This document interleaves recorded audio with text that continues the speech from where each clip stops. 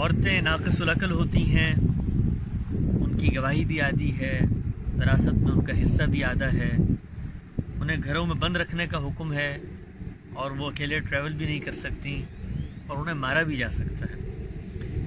آج خواتین کا عالمی دن ہے اور ہم سب کو اس دن کے موقع پر انہیں وش کرنا چاہیے ہے، ان کا شکریہ ادا کرنا چاہیے ہے، ان کی ان خدمات کے عوض جو وہ معاشرے میں، خاندان میں، ہر سطح پر انجام دے رہی ہیں۔ یہ دن در حقیقت یاد دہانی کے لیے ہوتے ہیں۔ ان دنوں کا مقصد یہ ہے کہ ان کے ساتھ ہونے والی زیادتی، حق تلفی، ناانصافی، ظلم اور جبر کے جو بھی طور طریقے ہیں ان کے خلاف جدوجہد کی جائے، ان کے خلاف لاہ عمل تشکیل دیا جائے، اور وہ نظریات، وہ بیانیے، وہ افکار جو اس حق تلفی اور اس بے انصافی اور خلاف عدل اس معاملے کو جسٹیفائی کرتے ہیں، سپورٹ کرتے ہیں، ان کو بھی کاؤنٹر کیا جائے۔ اللہ تعالیٰ کی نظر میں مرد اور عورت برابر ہیں، اس نے ان دونوں کو دنیا میں برابر کینڈیڈیٹس کی صورت میں اس امتحان میں شریک کیا ہے، اور نتیجے کے اعتبار سے بھی یہ دونوں جنت کی شہریت بالکل برابری کی سطح پر حاصل کریں گے۔ ہمارے استاد جناب جاوید احمد غامدی صاحب نے بہت تفکر کے ساتھ اس نقطے کی طرف توجہ دلائی کہ مذہب اور مذہبی فکر یہ دو الگ الگ چیزیں ہیں۔ عورتیں جس وقت مذہب کا نیریٹو سنتی ہیں اور ان کو بتایا جاتا ہے کہ دین آپ کے بارے میں کیا سوچتا ہے، تو وہ چیزیں ایسی ہیں کہ جن کو اگر آپ حق تلفی سے تعبیر کریں تو یہ غلط نہ ہوگا، جنہیں اگر آپ زیادتی سے تعبیر کریں تو یہ غلط نہ ہوگا۔ اور وہ چیزیں جن کا میں نے ابتدا میں ذکر کیا، جس وقت ایک خاتون سنتی ہے تو آپ سوچیں کہ اگرچہ وہ کچھ کہہ نہ سکے لیکن دل میں یہ جذبہ ضرور پیدا ہوتا ہے کہ جہاں اور جگہوں پر سماج میں ناہمواریاں ہیں اور ان کے ساتھ برابری کا معاملہ نہیں کیا جا رہا، مذہب کے ہاں بھی یہی چیز جاری ہے۔ غامدی صاحب نے بہت ہیمر کر کے یہ بات سمجھائی کہ ایک ہے دین، ایک ہے مذہب، اور ایک ہے مذہب کی انٹرپریٹیشن، مذہب کی انڈرسٹینڈنگ، مذہب کی تفہیم، مذہب کو سمجھنے کا عمل۔ یہ دونوں چیزیں بالکل الگ الگ چیزیں، مختلف چیزیں۔ یہ پہلی چیز اللہ کا حکم ہے، اس کی منشا ہے، وہ قرآن مجید میں موجود ہے، وہ سنت میں موجود ہے۔ یہ دوسری چیز انسان کا وہ سفر ہے جو اس منشا کو سمجھنے کی طرف ہے۔ لہٰذا اس انڈرسٹینڈنگ کو ریویو کرنا، اس انڈرسٹینڈنگ کو کریٹیکلی انالائز کرنا، اس انڈرسٹینڈنگ پر سوال اٹھانا، یہ ہمیشہ جاری رہنا چاہیے۔ تو خواتین کے حوالے سے مذہبی فکر کے جو یہ 6 چیزیں میں نے ابتدا میں بیان کی، یہ بظاہر ان کی حق تلفی اور ان پر زیادتی کے مترادف ہیں، لیکن غامدی صاحب کا امت پر یہ احسان ہے کہ انہوں نے ان تمام افکار کا دین کی روشنی میں جائزہ لیا اور جائزہ لے کر بتایا کہ مذہب کچھ اور بات کر رہا ہے اور مذہبی فکر کچھ اور بات کر رہی ہے۔ ہم ان 6 چیزوں کو بہت اختصار کے ساتھ یہاں زیر بحث لاتے ہیں، اور غامدی صاحب کے افکار جو میں نے سمجھے ہیں اس حوالے سے، میں یہ چاہتا ہوں کہ میں ان عورتوں کو سمجھاؤں اور بتاؤں کہ دین اور شریعت کی نگاہ میں ان کے ساتھ کوئی حق تلفی اور زیادتی نہیں کی جاتی۔ ان کے اس نقطہ نظر کو تفصیلاً ان کی کتابوں میں پڑھا جا سکتا ہے، یہ کچھ تفصیل طلب موضوعات ہیں، لیکن میں کوشش کروں گا کہ چند منٹوں میں ان کو سمیٹ کے اختصار سے اس کا خلاصہ آپ کے سامنے رکھوں۔ ہم ایک ایک چیز کو الگ الگ لے لیتے ہیں۔ سب سے پہلے یہ کہ عورتیں ناقص العقل ہوتی ہیں، یہ بات قرآن مجید میں کہیں موجود نہیں ہے۔ دین کا سورس ہے سنت، اس میں عملی چیزیں ہوتی ہیں، وہاں بھی اس کا کوئی موضوع بحث نہیں ہے۔ لوگوں نے رسول اللہ صلی اللہ علیہ وسلم سے منسوب ایک بات بیان کی کہ کسی موقع پر آپ نے ایک بات کہی، تو اب ہم اس بات کو سمجھتے ہیں۔ یہ بات دین کے سورسز میں نہیں بیان ہوئی، یہ بات لوگوں نے بیان کی کہ انہوں نے رسول اللہ صلی اللہ علیہ وسلم سے سنی تھی۔ تو کسی کی بات کو جب ہم سنتے ہیں، اب ہم اس کا جائزہ لیں گے کہ وہاں پر کیا چیز زیر بحث ہے۔ تو جب اس بات کا جائزہ لیا گیا، اور یہ بات اہم بات ہے، یعنی اگر کسی خاتون کو یہ بتایا جائے کہ رسول اللہ صلی اللہ علیہ وسلم تمہارے بارے میں یہ کہتے ہیں کہ تم ناقص العقل ہو، تو اس کے دل پر کیا گزرے گی۔ تو غامدی صاحب نے اس بات کا بھی جائزہ لیا، اگرچہ یہ بات کوئی دین کے سورسز میں بیان نہیں ہوئی تھی اور ایک ہسٹوریکل ریکارڈ کی بات ہے، لوگوں نے بیان کی۔ جب اس کا جائزہ لیا تو معلوم ہوا کہ وہاں پر بھی یہ چیز بیان ہی نہیں ہو رہی جو لوگوں نے اخذ کر لی ہے۔ ناقصات العقل والدین، ہوا کیا، کچھ شوہروں نے رسول اللہ صلی اللہ علیہ وسلم سے یہ شکایت کی کہ ان کی بیگم صاحبات جو ہیں وہ ان کی بات نہیں مانتی، تو رسول اللہ نے ایک خوشی کا موقع تھا، خواتین بیٹھی ہوئی تھیں، ان سے کہا کہ بھائی ان شوہروں کے ساتھ موافقت کا رویہ اپناؤ، اور تم لوگ تو اتنی ذہین ہوتی ہو کہ بڑے بڑے حاذق لوگوں کی، ذہین فتین لوگوں کی عقل کو لے اڑتی ہو، تو اللہ تعالیٰ نے تم پر اتنا کرم نوازی کی ہے، اتنا احسان کیا ہے، اور تم پر ذمہ داریاں بھی کم کر دی ہیں۔ ناقصات العقل والدین، تو نقصہ کا جو مطلب ہے عربی زبان میں وہ نہیں ہوتا جو اردو زبان میں ہوتا ہے، یہ ذمہ داری کم کر دینا، کنسیشن دینا، کسی چیز میں رعایت کرنے کے مفہوم میں آتا ہے۔ قرآن مجید کی سورہ توبہ میں بالکل اسی مفہوم میں یہ استعمال ہوا، ثم لم ينقصوکم شیئا، پھر وہ تمہارے ساتھ جو انہوں نے معاہدات کیے تھے، اس پسند بات ہو رہی ہے، اس کو پورا کرنے میں کوئی کمی نہیں کریں گے۔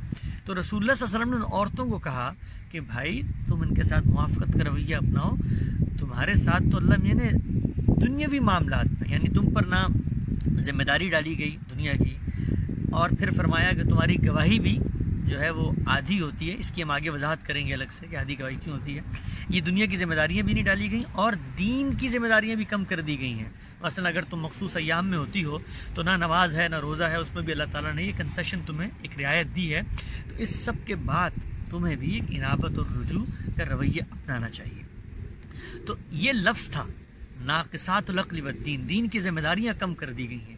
اور آپ یہ غور کریں کہ ناقصات العقل جس کو کہا جاتا ہے نا، عورت ناقص العقل، ساتھ اسی میں ناقصات الدین بھی ہے، تو کیا مطلب عورت کا دین بھی ناقص ہے؟ اللہ نے اس کو ناقص دین دیا ہے، تو یہ بالکل ابرپٹ بات ہے۔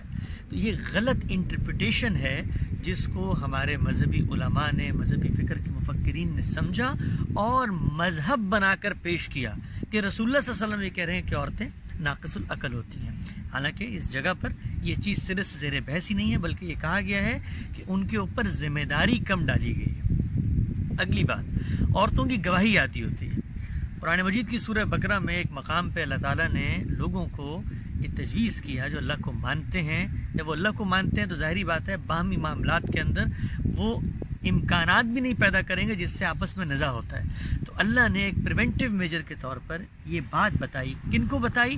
ان لوگوں کو جو ایک قبائلی معاشرت کے اندر بیٹھے ہوئے ہیں، وہاں جہاں عورتیں گھر در کی ذمہ داری پر فائز اور مامور ہوتی ہیں، وہ اگر اس طرح کے باہر کے معاملات کریں، مثلا آپ گواہ بنا رہے ہیں، آپ کا انتخاب ہے، تو آپ یہ سوچیں کہ کل گواہی کے بعد کوئی نزاع پیدا ہو جائے تو ان کو عدالتوں کے چکر بھی لگانے پڑیں گے، ان کو گواہی بھی دینی پڑے گی، ان پر جرح بھی ہوگی، ان کو پریشرائز بھی کیا جائے گا، تو کیا یہ سماجی لحاظ سے اس قابل ہیں؟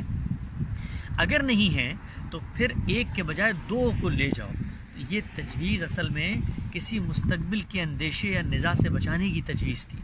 آپ یہ دیکھیے، یہ پیچھے گاڑی آ رہی ہے، یہاں اگر کوئی حادثہ ہو جاتا ہے تو یہاں گواہوں کا انتخاب میں نہیں کروں گا کہ میں دو عورتیں ڈھونڈوں اور ایک مرد ڈھونڈوں اور کہوں کہ اب دیکھیں جی یہ ثابت ہو گیا کہ کس کی غلطی تھی۔ یہاں تو آپ سے آپ پائے جائیں گے جو بھی گواہ ہیں، لیکن جب میں معاملہ کرنے جا رہا ہوں، جب میرا انتخاب ہے، تو اس موقع پر مجھے یہ تجویز دی گئی۔ تجویز، جب ہم کہتے ہیں تجویز دی گئی تو ایک پریونٹیو میجر ہے، ایک سد ذریعہ کا قاعدہ ہے۔ یہ اپنی ذات میں مقصود نہیں ہے، بلکہ اس سے مقصد ایک دوسرا ہدف حاصل کرنا ہے کہ تنازع نہ ہو۔ چنانچہ اگر سماج کی یہ حقیقت بدل چکی ہے، عورتیں یعنی تعلیم یافتہ بھی ہیں اور معاشرے میں اپنی ایک حقیقت بھی رکھتی ہیں اور کنفرنٹ بھی کر سکتی ہیں اپنے خلاف کسی زیادتی کو، تو یہ ہدایت آپ سے آپ ریپلیس ہو جاتی ہے۔ لہٰذا آج آپ اگر کسی آفس میں جاتے ہیں جہاں پر آپ کی لیگل رائٹس ہیں، آپ کی ویڈیو بن رہی ہے اور چیزیں قانون کی سطح پر ہر جگہ موجود ہیں، اور وہاں آپ کوئی پلاٹ خریدتے ہیں تو ایک مرد اور ایک عورت کی گواہی بھی کافی ہے۔ لہٰذا دین کی ہر ہدایت کے کانٹیکسٹ کو سمجھنا چاہیے۔ تو یہ دوسری بات تھی جو ہماری مذہبی فکر میں پیش کی جاتی ہے، بظاہر عورتوں کی حق تلفی لگتی ہے، لیکن غامدی صاحب نے بتایا، اس حکم کی اصل کو سمجھ کے بتایا، اس پر براہ راست غور کر کے بتایا کہ یہ چیز زیر بحث ہی نہیں۔ اس کے بعد تیسری چیز یہ تھی کہ عورتوں کو گھروں میں بند کر کے رکھنے کا حکم ہے۔ وَقَرْنَ فِي بُيُوتِكُنَّ، سورہ احزاب کے اندر یہ آیا ہے کہ اصلاً تو ان کو گھروں میں بند رکھنا ہے۔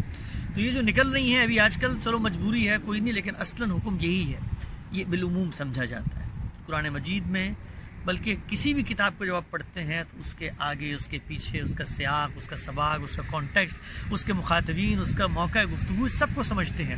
لیکن یہ ستم ظریفی ہے کہ ہم قرآن مجید کو جب پڑھتے ہیں تو ان سب چیزوں کو اگنور اور نظر انداز کر دیتے ہیں۔ سورہ احزاب کے اندر جب آپ یہ آیت پڑھتے ہیں تو اس سے پچھلی آیت کو اگر آپ پڑھیں اور سمجھیں تو اس میں یہ کہا گیا ہے کہ اے نبی کی بیگمات، ازواج مطہرات کو، کہ تم عام خواتین کی طرح نہیں ہو، تمہارا ایک رول اور تمہارا ایک منصب ہے، اور وہ رسول جس کو معاشرے کے اندر جس پر لوگ پل پڑے ہیں، جس کو ہدف تنقید بنا لیا ہے، اس کے گھر والے بھی اب محفوظ نہیں رہیں گے، ان کی بھی کریکٹر کو لوگ شکوک و شبہات کا نشانہ بنائیں گے۔ تم لوگ اگر گھروں سے نکلتی رہو گی تو پھر اس کے امکانات بھی بڑھ جائیں گے۔ اگر رسول کے ساتھ رہنا ہے تو اس کے اس رول، اس کے اس منصب اور صورتحال کی نزاکت کو سمجھو۔ منافقین جو کچھ اس وقت کر رہے تھے تو اس میں بھی ایک پریونٹیو میجر کے طور پہ رسول اللہ صلی اللہ علیہ وسلم کی ازواج مطہرات پہ بات کہی گئی۔ اور آپ اگر غور کریں، ہر وہ آدمی جو کسی بڑے منصب پہ ہو، اس کے خاندان، اس کے اعزہ، اس کے اقربا، اس کی بیگمات کو یہی بات کہی جاتی ہے۔ مثلا ایک پرائم منسٹر ہے، اس کے لیے بعض سیکیورٹی تھریٹس ہوتے ہیں، تو ان کے بچوں کو، ان کی بیگمات کو یہ بتایا جاتا ہے کہ آپ کی کچھ ذمہ داریاں ہیں، آپ نے اس طریقے سے معاشرے میں بہیو کرنا ہے۔ تو یہ ان کی حق تلفی یا زیادتی نہیں ہوتی، بلکہ جس چیز کو انہوں نے اپنا لیا ہے، جس رول کے ساتھ وہ کھڑے ہوئے ہیں، یہ اس کے کچھ تقاضے ہیں۔ لہٰذا تیسری چیز کہ عورتوں کو گھر سے نکلنے نہیں دیا جائے گا۔ دین اور مذہب میں ایسی کوئی بات نہیں ہے۔ جو بات موجود تھی وہ ایک خاص صورتحال میں رسول اللہ صلی اللہ علیہ وسلم کی ازواج مطہرات، اور خود قرآن نے واضح کر دیا کہ اے امہات المومنین، تم عام عورتوں جیسی نہیں ہو۔ چوتھی چیز یہ کہ وہ سفر نہیں کر سکتی، محرم کی شرط ہے ان کے ساتھ۔ یہ بات بھی بالکل بے بنیاد ہے، غلط ہے۔ ایک غلط چیز کو آپ اگر غلط جگہ پلیس کریں گے تو اس سے ہی نتیجہ نکلے گا۔ رسول اللہ صلی اللہ علیہ وسلم نے اپنے معاشرے کے اندر، قبائلی معاشرہ تھا، لوگ پیدل سفر کرتے تھے، گھوڑوں پہ سفر کرتے تھے، بسا اوقات ہفتے مہینے لگ جاتے تھے، راستے میں رہزنوں کا ڈر رہتا تھا، قافلوں پہ حملے ہو جاتے تھے، ریپ کر دیے جاتے تھے۔ اس صورتحال میں، اس معاشرت میں جہاں پر سفر کے اسباب نہیں تھے، لوگوں کو یہ تجویز دی، جیسے ایک دانا، ایک حاذق، ایک حکیم شخص یہ تجویز دیتا ہے کہ جب تم نکلو، عورتوں کو کہا، تو پھر اپنے مردوں کو بھی ساتھ رکھو، یہ لمبے اسفار ہو۔ تو یہاں بھی آپ دیکھیں کہ یہ جو ہدایت کا رخ ہے وہ بھی ایک پریونٹیو میجر ہے، ایک سد ذریعہ کا ہے کہ اس سے کچھ اور اچیو کرنا ہے، ان کی سیفٹی سیکیورٹی پیش نظر ہے۔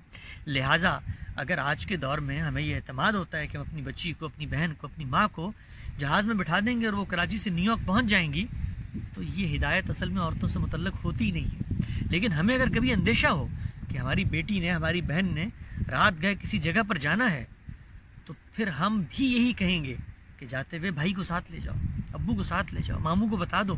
تو یہ سب چیزیں، یہ سب ہدایات اپنے ایک کانٹیکسٹ میں بالکل متعلق ہو جائے۔ لیکن جب آپ ان کو علی الاطلاق عورتوں کے اوپر لگاتے ہیں اور پھر کہتے ہیں کہ وہ ڈرائیونگ بھی نہیں کر سکتی، اور پھر آپ وہ کہتے ہیں کہ وہ حج عمرہ بھی نہیں کر سکتی، تو پھر یہ چیز ایک غلط تاثر دیتی ہے، اور مذہب میں اس طرح کی کوئی چیز نہیں۔ تو یہ ہو گئی چوتھی چیز۔ پانچویں اور چھٹی چیز کو ہم دیکھتے ہیں بہت اختصار سے۔ پانچویں چیز یہ تھی کہ عورتوں کا وراثت میں حصہ آدھا ہے۔ یہ بالکل غلط فہمی ہے، بے بنیاد بات ہے۔ قرآن مجید کا آپ مطالعہ کریں، عورتوں کا وراثت میں حصہ آدھا نہیں ہے۔ ماں اور باپ کا حصہ برابر ہے، ایک مرد ہے، ایک عورت ہے۔ کلالہ رشتہ دار جن میں سے آپ جن کو نامینیٹ کرتے ہیں، جب آپ نامینیٹ کرتے ہیں تو ان کے بہن بھائیوں میں بھی قرآن مجید کہتا ہے کہ جو رقم ہے اس کا 2/3 تقسیم ہو جائے گا، تو بقیہ رقم کا، تو ان میں بھی بہن بھائیوں کو برابر حصہ ملے گا۔ بہن عورتیں ہیں، بھائی مرد ہیں، برابر حصہ ملے گا۔ تو پھر یہ کیوں کہا جاتا ہے کہ عورتوں کا حصہ آدھا ہے؟ یہ غلط بات ہے۔ عورتوں کا حصہ آدھا نہیں ہے، بلکہ بیٹوں کی نسبت بیٹیوں کو آدھا ملتا ہے۔ بیٹوں کی نسبت بیٹیوں کو آدھا کیوں ملتا ہے؟ اس کا ایک ریشنل، اس کی ایک وجہ ہے۔ یہاں یہ چیز زیر بحث نہیں ہے کہ وہ عورتیں ہیں اور یہ مرد ہیں، بلکہ ان کے ساتھ جو ایک ذمہ داری متعلق ہے اس کو پیش نظر رکھ کر اللہ میاں نے یہ حصے تشکیل دیے۔ وہ کیا ہے؟ وہ یہ ہے کہ جو مرنے والا ہے اس کے ساتھ جو بانڈ اور تعلق ہے وہ منفعت کے لحاظ سے، منفعت یعنی فائدہ پہنچانے کے لحاظ سے کس کا زیادہ ہے، بیٹوں کا ہے یا بیٹیوں کا ہے؟ یہ ان جنرل سوسائٹی میں کیا ہوتا ہے؟ ان جنرل سوسائٹی میں ہوتا ہے کہ بیٹیاں جس وقت شادی کر لیتی ہیں تو ان کی منفعت شوہروں کی طرف منتقل ہو جاتی ہے، لیکن والدین کی ذمہ داری وہ بیٹوں ہی کے اوپر رہتی ہے۔ بیٹے ہی ہیں وہ جو سنبھالتے ہیں، اس لیے بیٹوں کو بیٹیوں سے دگنا دیا گیا۔ کوئی شخص کہہ سکتا ہے کہ بہت سارے بیٹے نہیں بھی سنبھالتے، اس کا بھی دین نے جواب دیا، اگر نہیں سنبھالتے تو جو بیٹوں کو دینا تھا، آپ اگر چاہیں اس خوف کے ساتھ کہ آپ اند اللہ بھی جواب دیں گے، آپ بیٹوں کو حق بھی کر سکتے ہیں۔ اور اگر بیٹے نہیں ہیں، بیٹیاں ہیں، یا ایک بیٹی ہے جس نے سنبھال لیا، بیٹے موجود ہیں انہوں نے نہیں سنبھالا، تو آپ بربنائے خدمت اور بربنائے ضرورت اس بیٹی کے حق میں سارے مال کی بھی وصیت کر سکتے ہیں۔ تو وہاں تو آدھا رہا ہی نہیں، آپ سارا مال بھی اس کو دے سکتے ہیں۔ تو یہاں بیٹا اور بیٹی زیر بحث ہے، اس کو بہت دقت نظر سے سمجھنا چاہیے ہے کہ ماں اور بیٹا یہ دونوں برابر نہیں ہیں۔ کیوں؟ وہ کہہ سکتا ہے ماں عورت ہے، بیٹا مرد ہے، مرد عورت تو برابر ہوتے ہیں۔ نہیں، ماں اپنی منصبی حیثیت اور ذمہ داری کے لحاظ سے بیٹے سے برتر ہے۔ اسی طریقے سے یہاں پر جو حصے کم کر دیے ہیں بیٹیوں کے اور بیٹوں کو دگنا دیا گیا ہے، تو وہ بھی ان کی اس جو منفعت ہے، جو فائدہ والدین کو پہنچتا ہے، اس لحاظ سے۔ لہٰذا مرد اور عورت کے حصوں میں کوئی ڈسکرمنیشن روا دین میں نہیں رکھی گئی۔ آخری چیز ہے کہ ان کو مارا بھی جا سکتا ہے۔ یہ بات بھی بہت غلط فہمی کا باعث بنتی ہے اور اس کو بالکل غلط انٹرپریٹ کیا گیا ہے۔ دیکھیے قرآن مجید یہ کہتا ہے، اس کی یہ منشا ہے، انسانی عقل بھی یہی سمجھتی ہے، انسانی معاشرت بھی اسی نتیجے پہ پہنچی ہے کہ خاندان کا ادارہ، وہ جو بچہ پیدا ہوتا ہے، ایک ناتواں ہستی جو نہ بول سکتا ہے، جو نہ اپنی خواہشات کا اظہار کر، جو نہ اپنی ضروریات کی طرف متوجہ کر سکتا ہے، اس کی نگرانی، اس کی نگہداشت، اس کی پرداخت، اس کی تعلیم، اس کی تربیت، اس کے خورونوش کی ذمہ داری، اس کو سنبھالنا، یہ کام ہے جو خاندان کرتا ہے۔ تو خاندان کی بہت اہمیت ہے دین کی نظر میں، اور وہ یہ چاہتا ہے کہ یہ جو ایکسکلوسیو بانڈ بنا ہے اس کی پروٹیکشن کے لیے وہ قائم اور دائم رہے۔ قرآن مجید ایک موقع پہ تجویز کرتا ہے کہ اگر کبھی یہ لگے کہ اس خاندان کو توڑنے کی کوشش شروع کر دی گئی ہے، نشوز سے اس کو تعبیر کیا گیا ہے کہ خاندان برقرار نہیں رہ سکتا۔ کیا مطلب خاندان برقرار نہیں رہ سکتا؟ مطلب یہ ہے کہ جو شوہر تھا اس کو شوہر ماننے سے انکار کر دیا گیا ہے، بغاوت پہ اتر آئی ہے ایک بیگم، ایک خاتون، وہ اس کی ایک بہت بین مثال کہ وہ کسی اور کو شوہر سمجھ بیٹھی، یا وہ شوہر کی بات کا مطلب یہ ہے کہ یہ نہیں کہ اس نے کہا نمک کم ڈالا ہے تو اس نے کہا کہ نمک کم نہیں ڈالا تو یہ بغاوت ہو گئی، نہیں، بلکہ شوہر کو شوہر ماننے سے انکار کر دے۔ تو اب یہ موقع ہے کہ جس موقع پہ خاندان ٹوٹ رہا ہے، بکھر رہا ہے، برباد ہو رہا ہے، اور نقصان کس کو ہوگا؟ اس چھوٹے ناتواں بچے کو۔ تو اس بچے کی پروٹیکشن کے لیے کہ یہ خاندان نہ ٹوٹے، آپ اگر قرآن مجید کے اس مقام کو پڑھیں تو گویا ایک طریقے سے اللہ میاں اپیل کر رہے ہیں، اس کو سمجھاؤ، یہ نہیں سمجھتی تو اس کو بستروں میں اکیلا چھوڑ دو کہ شاید کچھ تحلیل نفسی کرے تو سمجھ میں آ جائے کیا کس چیز پر اتر آئی ہے، اور پھر بھی نہ ہو تو پھر تھوڑا سا کان گرم کر دو اور واپس لے آؤ اس کو گھر میں، کہ اس خاندان کے ادارے کو بچاؤ۔ یہ اللہ کی ہدایت کی اسپرٹ تھی، اس کا پس منظر تھا۔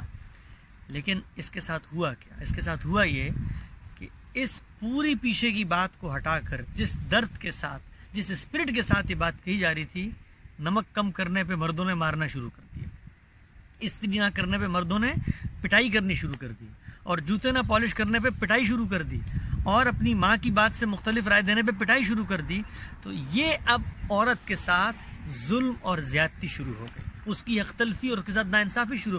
پہلے جہاں بچے کے ساتھ جو حق تلفی ہو رہی تھی اس کو روکنے کے لیے عورت کو توجہ دلائی جا رہی تھی، تو اس پورے حکم کا جو منشا تھا وہ مختلف ہو کر، اس کا رخ مختلف ہو کر خود عورت پر ظلم بن گیا۔ تو انسانی عقل بھی یہ کہتی ہے، انسانی شعور بھی یہ کہتا ہے کہ جس وقت کوئی بھی چیز حق تلفی کا باعث بن رہی ہو تو وہاں قانون حرکت میں آتا ہے۔ تو گاندھی صاحب نے اس پر ایک آرٹیکل لکھا ہے عورت کی تعدیب کے عنوان سے، اس میں انہوں نے بتایا ہے کہ جس وقت یہ صورتحال ہو جائے تو پھر قانون نافذ کرنے والے ادارے ہیں، ریاست ہے، عدلیہ ہے، جو معاشرے کا نظم اجتماعی ہے، اس کے ہاتھ میں یہ طاقت ہے کہ وہ پھر حق تلفی کو روکے اور اس مرد کو روک دے کہ اب تم یہ کام نہیں کر سکتے۔ لہٰذا اگر کوئی قانون بنتا ہے کہ مردوں کو اگر یہ صورت پیش آ جائے نشوز کی کہ عورتیں ان کی بات نہیں مان رہی اور خاندان برباد ہو رہا ہے، بچے بگھرنے والے ہیں، تو پھر وہ اداروں سے رجوع کریں، کیونکہ انہوں نے اپنے اس حق کو غلط استعمال کیا۔ لہٰذا اگر یہ قانون بن جاتا ہے تو عورتوں کے اوپر ہاتھ قریب کرنا بھی جرم بن جائے گا، ان کو ڈرانا بھی جرم بن جائے گا۔ تو یہ اس پس منظر کا حکم ہے جس کے پیچھے یہ اسپرٹ کار فرما تھی۔ تو یہ بھی ایک بڑی غلط فہمی ہے کہ عورتوں کو مارا جا سکتا ہے، اور عورتوں کے ساتھ اس میں ایک سوال یہ بھی پیدا ہوتا ہے کہ عورتیں کہتی ہیں کہ اگر مرد اپنا حق ادا نہ کر رہا ہو، وہ چیٹنگ کر رہا ہو، وہ نشوز پہ اتر آئے، تو پھر ہمیں یہ حق کیوں نہیں دیا دین نے؟ تو اس کا جواب بہت سادہ ہے کہ جب آپ ایک ادارہ بناتے ہیں، ایک انسٹیٹیوٹ بناتے ہیں، اس کے اندر ایک اتھارٹی قائم کرتے ہیں۔ دنیا کا کوئی نظام اتھارٹی کے بغیر نہیں چل سکتا۔ تو خاندان کے ادارے میں جو ذمہ داری لیتا ہے وہ اتھارٹی بنتا ہے، مرد بالعموم ذمہ داری لے کے اتھارٹی بن جاتے ہیں۔ تو جب آپ اتھارٹی کو چیلنج کرتے ہیں تو اس کے کچھ نارمز ہیں، اس کے کچھ طریقے ہیں۔ مطلب میرے والد صاحب کی مجھ پہ ایک اتھارٹی ہے، وہ غلطی کرتے ہیں تو میں ان کا کان نہیں پکڑ سکتا۔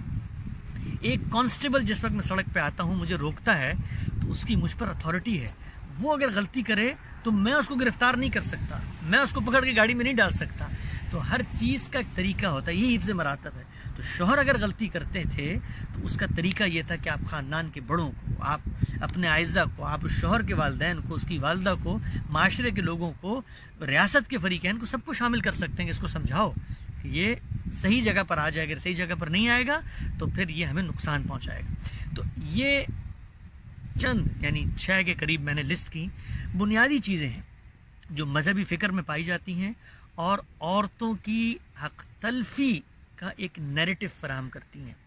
امت پر گاندھی صاحب کا یہ بہت بڑا احسان ہے کہ انہوں نے اپنی زندگی کھپا کر جہاں پورے دینی فکر کو ریکنسٹرکٹ کیا، اس کو کریٹیکلی انالائز کیا، اس کے اوپر غور و فکر کر کے جو مذہب کی ہدایات تھیں ان کو براہ راست سمجھا اور بتایا کہ مذہبی انٹرپریٹیشن غلط ہو سکتی ہے، مذہب غلط نہیں ہے۔ تو آج کے دن بھی میں دنیا بھر میں موجود عورتوں کو یہ پیغام دینا چاہتا ہوں دین اور مذہب کے ایک ادنا سے طالب علم کی حیثیت سے کہ دینی روایت کو جب آپ کے سامنے پیش کیا جاتا ہے تو ہمیشہ اس بات پر غور کریں کہ کہیں یہ انٹرپریٹیشن تو نہیں ہے۔ اگر انٹرپریٹیشن ہے تو اس میں انسان آ گیا ہے، وہ غلطی کر سکتا ہے، اس کے سمجھنے میں غلطی ہو سکتی ہے، اور ان سب چیزوں پر اس پہ گاندھی صاحب نے کام کیا، وہ لکھا ہوا موجود ہے، تفصیلی طور پر اس کو دیکھا بھی جا سکتا ہے۔ یہ بات واضح ہوتی ہے کہ خدا کے دین میں مردوں کے ساتھ عورتوں کی نسبت کوئی برتری کا جذبہ نہیں ہے اور عورتوں کے ساتھ کوئی زیادتی یا حق تلفی کا جذبہ نہیں ہے۔ خدا کی اس کائنات میں دونوں برابر ہیں اور قیامت کے دن بھی